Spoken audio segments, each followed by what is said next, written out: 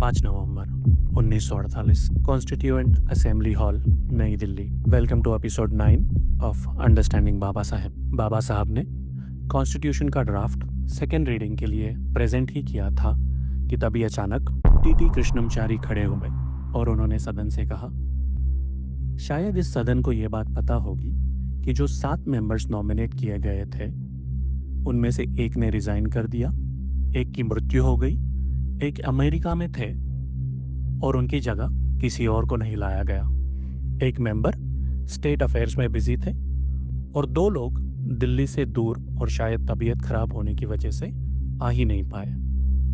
तो आखिर कॉन्स्टिट्यूशन को बनाने का पूरा जिम्मा अकेले डॉक्टर अंबेडकर पर आ गया और हम उनके शुक्रगुजार हैं कि उन्होंने इस काम को इतनी शानदार तरीके से पूरा किया। वो 7 मेंबर्स थे। BL मित्तर बड़ौदा के एडवोकेट जनरल थे और खराब तबीयत की वजह से इन्होंने इस्तीफा दे दिया था। इनकी जगह N माधव राव आए थे, लेकिन उन्होंने भी कई सेशंस मिस किए थे।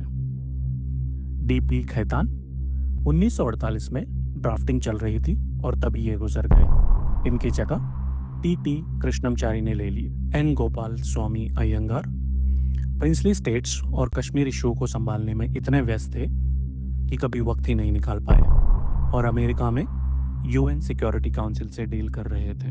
डॉक्टर KM मुंशी हैदराबाद में एजेंट जनरल का काम और कांग्रेस की इंटरनल पॉलिटिक्स संभाल रहे थे। मोहम्मद सादुल्ला ये आसाम से थे। लंबे सफ़र और पॉलिटिक्स में इतने बिजी होने की वजह से ये अक्सर एब्सेंट रहते थे। अल्लादी कृष्णमचारी अय्यर मद्रास में रहते थे और अक्सर इनकी तबीयत इन्हें दिल्ली आने की इजाज़त नहीं देती थी। उस दिन पूरे देश को समझ आ गया कि क्यों बाबा साहब को फादर ऑफ कॉन्स्टिट्यूशन कहा जाता है।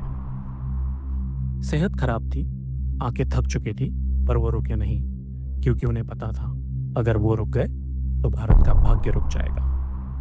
See you in next episode.